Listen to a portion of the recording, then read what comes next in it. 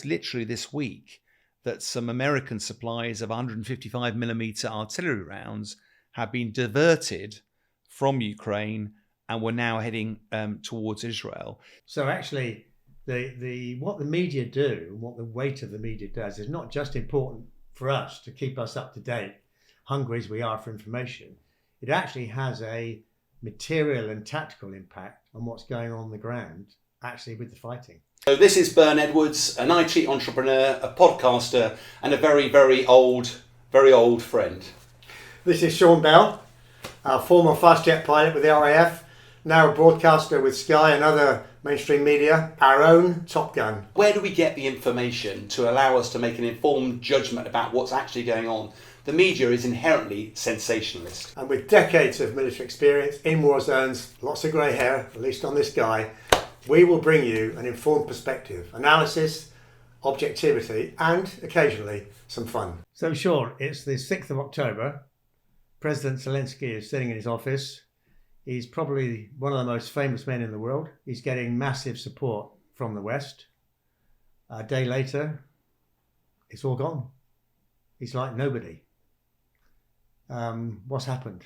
And where's the media? Yeah, it's fascinating, isn't it? The world's media has just suddenly switched focus from Ukraine, an existential threat to Europe, and suddenly all the resources are focused on Israel. I think what's fascinating for me is that, having worked a little bit in the media now, is that the principle of journalism is meant to be that the truth is out there and trying to make sure the public is aware of what's going on. But this is a harsh reminder that actually news is as much a business as it is about journalism. And when something like Israel crops up, BBC, ITV, the big news channels send teams into Israel, huge resources at great expense. And that therefore becomes the dominant factor, even though the war in Ukraine is still rumbling on, it's still causing just as many casualties. And in a way, Bern, that's why you and I formed Red Matrix, the Red Matrix channel, because we're not driven by those same pressures, and it's trying to create a balanced, informed perspective of what's going on. And that's why we're going to cover Ukraine later on in this podcast, but we're also going to try and maintain coverage of Israel as well, as we keep our viewers updated with what's actually going on the ground. So what impact has actually had there that the media has moved from here, where they pointed their cameras, over to here? Yeah, what's strange is that for the guys on the battlefield who actually got their guns pointing at each other and suffering huge casualties, probably no impact at all. But interesting strategically, Russia will know that it was trying to see out the patience of the West, that eventually the West's support for Ukraine would crumble. I'm sure Putin is absolutely delighted that there's a different war going on. The oxygen of the media coverage. I mean, President Zelensky for 18 months has been very adept at traveling the globe, shaking leaders' hands, getting sound bites. And of course, most importantly behind that, though, each of the countries has wanted to make some sort of commitment of financial help or military support to demonstrate firsthand how important the war is. Where, of course, I'm sure the invites have dried up now, whilst the commitment of money and military supplies probably still endures. There were reports literally this week that some American supplies of 155mm artillery rounds have been diverted from Ukraine and were now heading towards Israel. So if I was President Zelensky, I'd be very concerned. He relies on the support of the West, both militarily, financially, and politically. But it's all gone so quiet, and behind the scenes, I'm not hearing. I'm hearing that there's one game in town at the moment, and that is just Israel. Yeah. So actually, what the media do and what the weight of the media does is not just important for us to keep us up to date, hungry as we are for information. It actually has a material and tactical impact on what's going on the ground, actually with the fighting. Yeah, and that's, I think, what's most interesting about this role of the media. It isn't just about filling our appetite for what's going on. It does actually play a role in these conflicts. And as we'll get on to Israel, that it does create polarized views, and it's very difficult for anybody to talk about it. But actually, for Ukraine and Russia, this is if you remember, we seem to fade very quickly, but Russia invasion of another country on the European continent The last time something like that happened, it quickly spread and became a world war. The West has a vested interest in making sure that Ukraine doesn't fail in this context, and yet it disappears off the broadcast media. It's amazing the impact of the sort of sensationalist world, the business world of global news media. The media's moved its attention from Ukraine to Israel, maybe understandably. People are still interested to know, hungry to know actually what's going on. The last time we spoke about it, we were talking about the muck and bullets of war, and in the summer there was bullets but not much muck, and I think you then said we're moving into winter, there's now a lot of mud around, things have got difficult. Can you give us an update as to what's going on? Yeah, it's been strange how it's been sort of silence on Ukraine, and yet there's been a full-blown battle running. I think as an overall assessment of where we are, back in the spring, we're expecting this spring offensive. You remember it was delayed by a few weeks to get the trained personnel, all the equipment in. And there was a hope that that would be the great breakthrough of the Russian lines, defensive lines. But the weeks turned into months, and we're now over 5 months into that spring offensive. And I have to say that from a big hand, small map perspective, not a great deal has changed on the front line. The one thing that has changed now is that, as you suggested, when earlier on this year, the vast majority of Ukraine, the battlefields are fields, and therefore they are passable by heavy machinery. But now that the winter rains have arrived, it's a mud bath, a swamp over most of the fields, and therefore you can't move armor around. Now, most general military assessment will be you stop fighting at that stage, but Ukraine have made clear that they intend to continue fighting. The normal way of things is come about middle of November, a bit later, the temperatures plummet and it all freezes over. Then you've got solid ground again, and their fighting can continue again. But as you'd imagine, the nature of the fighting is very different. Can't dig ditches quite as easily. You haven't got any cover from hedgerows. And then if we look at the actual battlefield, there's three main areas, I think, to provide an update. One of which is the east side of the country, the Donbass. If you remember that we've been talking endlessly about the fight for Bakhmut. Advidka is one of the small towns near Bakhmut. That's been a sign of ferocious fighting recently. What Ukraine are trying to do is envelop Bakhmut and take it back again. What Russia is doing is they are not going to let go of it. And they have thrown huge amount of troops. If you remember with the demise of the Wagner group, Yevgeny Prigozhin, they used to have a load of convicts recruited. Actually, the Russian MOD has taken that on. They've apparently recruited lots of convicts and have been throwing loads of them into that fight. And as a result, the Russian losses, the UK MOD reported that those Russian losses were potentially above 200,000 casualties now. Now, not all of those will have been killed, but most of those will have life-changing injuries. And the long-term impact for Russia, when they go home, how they get supported, the implication for that is huge. But that's the first area in the Donbass. And what about the Zaporizhia area where, if I recall, Russia had established 3 individual fronts? They'd had the time to actually dig the trenches, put the dragon's teeth in, mine it, make it really difficult for the Ukrainian army. What's the status of that? Yeah, that was the most important area, I suspect, the east of Zaporizhia, because what the Ukrainians wanted to do was make a push to the south to get down to the coast. And if they could get to the coast, that would sever the Russian lines of communication and potentially force the Russians to withdraw into Crimea and into the Donbass. But, as you say, the Russians had plenty of weeks to build pretty substantial defences. They've proven extremely difficult for the Ukrainians to break through. They have made progress, but not enough to form a breakthrough. And of course, all of that fighting was heavily dependent on the landscape being pretty firm, that they could use their armour, and etc. And that really isn't available to them. So it's quite difficult to see that there's going to be any real progress on that until the ground freeze is over. The one thing that has been very interesting there, though, is that you might remember that the Americans were very reluctant to send long-range weapons to Ukraine because they were worried they might start targeting inside Russia itself. And the ATACMS, I think it's called the Army Tactical Missile System, which has a pretty significant range, best part of 100-mile range, The Americans gave that to the Ukrainians. That is being used extremely effectively around that east of Zaporizhzhia area, but it's also targeting some of the Russian helicopters, the attack helicopters that were causing carnage for the Ukrainian soldiers, because the Ukrainians don't have air power. And Berdansk airfield, there were Mi-8s, Mi-24s. Apparently, the attackers were used against those, and there were 7 burning hulks there, just by way of example. It's just a really good example that if Ukraine gets the support of the West, it can do a huge amount. But reluctantly, in that area of the front, it's not looking good at the moment. That is really interesting.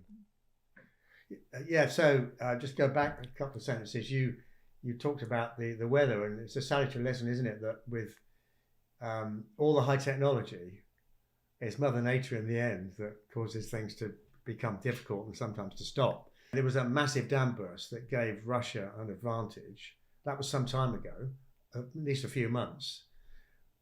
What's happened now? I mean, is it still there? Is it dried up?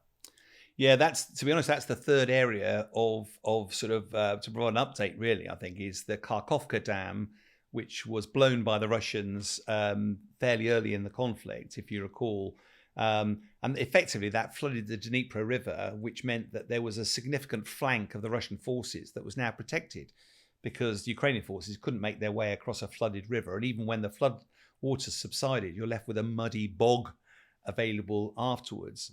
But in many ways, I think history will judge they blew that dam a bit too early, because reports over the last week suggest that Ukrainian forces have been regularly trying to get across what remains of the river near one of the very famous bridges, the Antonovsky Bridge.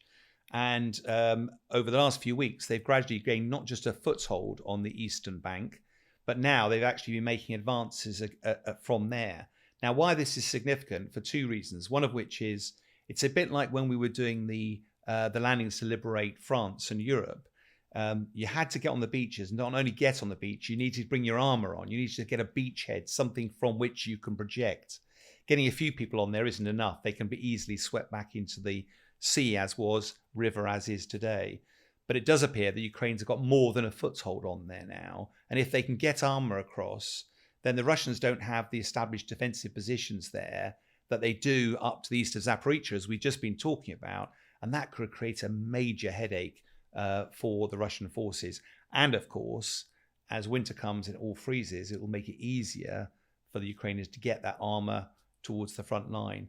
So as an overall assessment of where Ukraine is at the moment, I was hoping, I think many of us commentators were hoping that by midsummer there'd be some incredible breakthrough. We'd now be talking about Russian forces being rolled back. The harsh reality is that if you look at the map from a big hands perspective, not a lot has moved. There's been a huge number of casualties, but Ukraine desperately needs continued Western support. Otherwise, it's going to be a rough winter.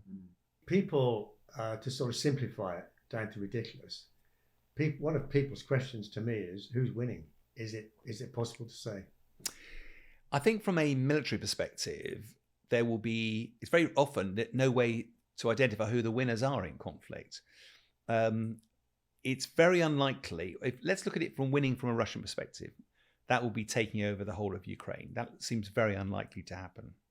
From a Ukraine perspective, it's liberating all of its lands from every Russian soldier, from out of the Donbass and out of Crimea. Again, it seems really unlikely that's going to be achieved. So how's the conflict going to end? That normally ends when either one side wins, one side loses, or they've come to a stalemate. It's starting to look a little bit like a stalemate at the moment. Now, I'm sure Ukraine wouldn't agree with that. I'm sure Ukraine has still got a lot of fights left in it. But the casualties mount. The lines on the map don't change that much.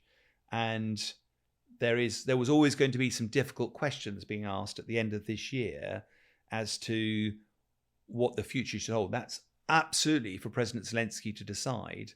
But he's not the only stakeholder in this, because without the support of the West, and as we've seen with events in Israel, how quickly that can move on. So, Sean, if we continue with the Israel-Hamas conflict for a bit, so far we've seen a massive aerial bombardment. I think it was Netanyahu who said this was his 9/11 moment. So the feeling was they were going to go in and root out what to them is their long-term enemy, and yet nothing's happened. So why hasn't there been a ground offensive so far? It's certainly been a question that's vexing a lot of the Western minds, and ultimately the only people who can answer that are Netanyahu himself. But from a military perspective, if you recall that the Israeli Defense Force had to mobilize over 350,000 people. They need to be trained, they need to be equipped, they need to be clothed, they need to have ammunition. All that stuff takes time, and the battlefield is not a place for inexperienced soldiers, particularly when Israel was proposing to do a pretty significant invasion that's going to be opposed into Gaza City, which of course is going to be resisted by Hamas. The second point was, though, that as a military guy, you always want to know what your objective is. The ultimate objective. Yeah, what is the objective of going into Gaza City? Now, that was apparently to destroy Hamas. Now, that's a catchy soundbite, but as it comes to a military directive, how the hell do you do that? You can target the infrastructure, which the bombing campaign is doing that. You can target the leadership. You can target some of their ammunition supplies. But actually, Hamas is as much an idea, a concept, as it is an actual material thing. And the Hamas fighters could simply melt away into the Palestinian population. But what we have seen on Sunday, we saw the first of the raids, as the Israeli Defense Force called them, where they pushed armor across into Gaza itself. Overnight on Wednesday night, Thursday morning, I think it was, they had the second of their raids, which this time involved tanks, bulldozers, infantry, and the IDF published footage of it as well.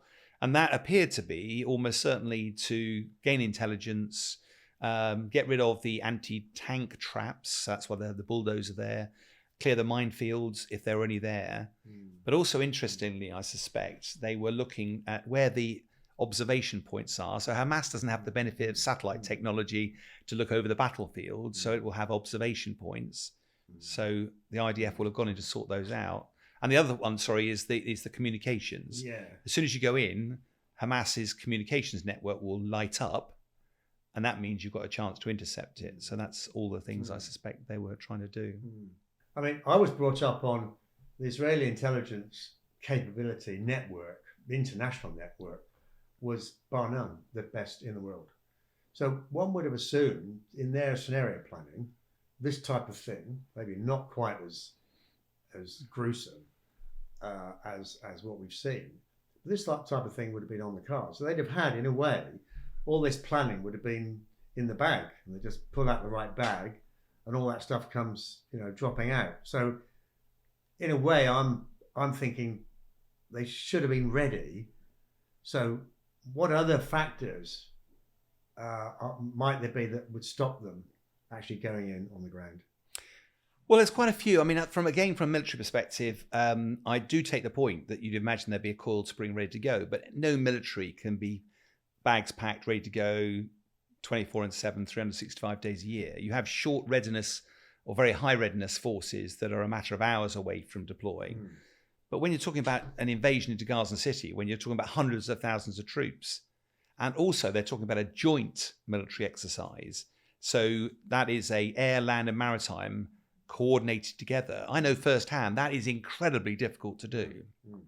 And you don't want to get it wrong in a very public way on the battlefields. So I think part of this is there's a rush by Prime Minister Netanyahu to be seen to be doing something. But of course, time isn't actually on Israel's side here, because every day that goes by, we're seeing international pressure for some pause, because the humanitarian situation is getting worse and worse as the day goes on. Likewise, every day that goes on, more hostages are released.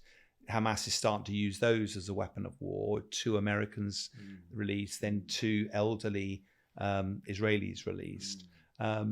All of this will gradually turn the tide against Israel. And if Israel was to go in, it would almost certainly be an opposed invasion. It would result in a lot of casualties for the Israeli Defense Forces. And what's particularly fascinating, there was a recent poll done this week of the Israeli population themselves that said, do you think we should go in and actually do an invasion? The vast majority said no. Is that right? Yeah. Yeah, how interesting. Yeah, I mean, I think the politics of this are incredibly difficult. And again, I don't have any sympathy for our political leaders. That's their job, right?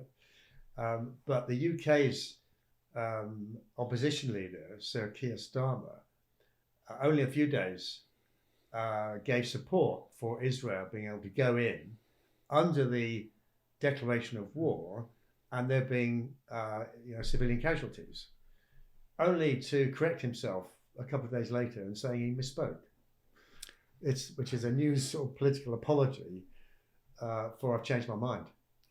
One of the tricky bits is that the world of politics can often be quite binary. We fully support one side, fully support the other. But inevitably, over time, that doesn't give a license to any side to a blank check to go and do what they want. If you look at it interestingly from an objective perspective, very difficult to do, but Israel suffered around 1,400 casualties on that horrible day of carnage on the 7th of October. But the bombing campaign that they've subsequently wreaked on the Hamas fighters has also, according to the Hamas-controlled Gaza Health Authority, so we should caveat it's the Gaza Hamas figures, has now gone to, at the time of we recording, there's over 7,000 casualties, and that's creating a slightly uncomfortable feeling in the Western world. Yeah. So with all that, do you think a ground offensive, in the way it's been purported to be being pursued, will happen or is likely? If I was a military advisor to Prime Minister Netanyahu, and I'm not, and if I knew all the intelligence, which I do not, I would be very reluctant to go into a mission which would be incredibly dangerous and difficult. But there may be that Prime Minister Netanyahu feels he's got to do something now. But there is a phased approach. Just because you're going to go in doesn't necessarily mean that you have to go all the way into the centre of Gaza City. One possible medium ground is that the armour goes across the border, encircles Gaza City, and then pauses there. And then special forces go in that are specially trained in hostage rescue, for example, and they seek to liberate the hostages. The problem with that is not only will every street corner carry threat, every window, every balcony, every doorway, Hamas will have booby trapped. It'll be a horrible operation for the IDF to do. There's also the network of tunnels underneath Gaza City called the Gaza Metro, hundreds of kilometers. They could pop out anywhere and cause carnage. Even if the Israeli Defense Force was able to get in and there was no sign of Hamas anymore, would they stay there? They've been asked that before and they said no, they would leave, declare victory, guarantee the very next day Hamas would fire a barrage of rockets across at Israel. So Sean, as we end this show, we've always said we'll take questions from people, and we are getting a lot. And if you want to raise a question with us, then please add a question to the comment section in the YouTube channel. We've had a question from Howard. Yeah, Howard, thanks for your question. It's actually not just Howard who's asked this question in a roundabout way. His point, though, is that a lot of the media suggests that Hamas has stopped Palestinians moving away from northern Gaza to try to make sure that when they are hurt or killed, that Israel is blamed for that. And they've also, the media suggests that Hamas is actually responsible for the damage to the hospital, which they were trying to blame on the Israelis. So is this all part of propaganda? And it's a great question for the current conflicts, isn't it? Well, as they say, the first casualty of war is truth. So us trying to find out, as we said earlier, and a balanced and informed opinion is tough. How are the media, the mainstream media, handling it? Because we've already seen they've made some, despite the reputation they've got and the weight they put behind verifying everything they say, not once, not twice, but 3 times, they've still made some pretty horrendous mistakes, haven't they? They have, and I think one of the difficulties these days in the world of social media, particularly everybody's got a phone, they can post things online. It's very easy to take things at face value rather than actually what they actually mean. I'll use an example from covering the war in Ukraine. Sometimes a school will have been hit, and that suddenly has been headline news. The Russians have hit a school. And you're not going to go, hang on a minute. First of all, why would they hit a school? Secondly, were there any students in that school? Thirdly, were the Ukrainians using it to hide stuff? Fourthly, was it actually a Russian rocket, or was it the remains of a Ukraine rocket that fell? All that takes time, and most of the media tends to be a bit more sensationalist. And we want to hear the news straight away. We don't want to hear it in 3 or 4 days' time when it's all considered. I think the lovely thing about the quote, though, "the truth is out there," is it was attributed to a scholar of 530 BC. And it's been used. So it's not a new idea that the truth is lost out there. The most horrendous example is when the Ahli hospital in Gaza was struck a few days ago. The Hamas claimed that there were 471 people got killed on that tragic day and said that it was an Israeli rocket. And that caused uproar. It caused a lot of the nations in the Middle East to come out onto the streets and without it actually being properly reviewed. Now, I haven't seen access to all the intelligence. I have had access to quite a lot of detailed imagery. And I can tell you from my seasoned weapons expert perspective that when you see the size of the crater, the damage that's been done, the direction of the crater, that was not caused by a conventional missile. That was caused by a much smaller, largely flame-orientated, fuel-orientated. And it's quite difficult to see how that many casualties were formed. According to other evidence as well, there's compelling evidence that shows that this was actually a Hamas or one of its fighters that was actually responsible. But the harsh reality is it almost doesn't matter. And that's the tragedy of this, that even countries like Jordan, their ministers have turned around and say, nobody in the Islamic area is going to remotely give any credence to your Western story that this was responsible, the Hamas was responsible. And I think it's really difficult for the world's media to provide objective analysis. And the danger is that we get carried from soundbite to soundbite without actually there being any substance underneath it. And I think the truth can be very hard to find. Yeah. Sorry. Well, no, I was going to say the media, the mainstream media, that have a machine with them and behind them and in front of them, and have to be careful. It's easy for them to get left behind because there's going to be people with their phones, and within seconds, images of that are around the world. So what does the BBC do? You know, reluctantly, they might be forced to take a position too soon, and then, as happened, regret it. Yeah, but I think in a way, we're going to be victims of this a little bit as well as we go. I think people can use information however they see fit. They can ignore the truths because they don't fit their own agenda. And we are trying to provide an informed perspective based on some grey hair.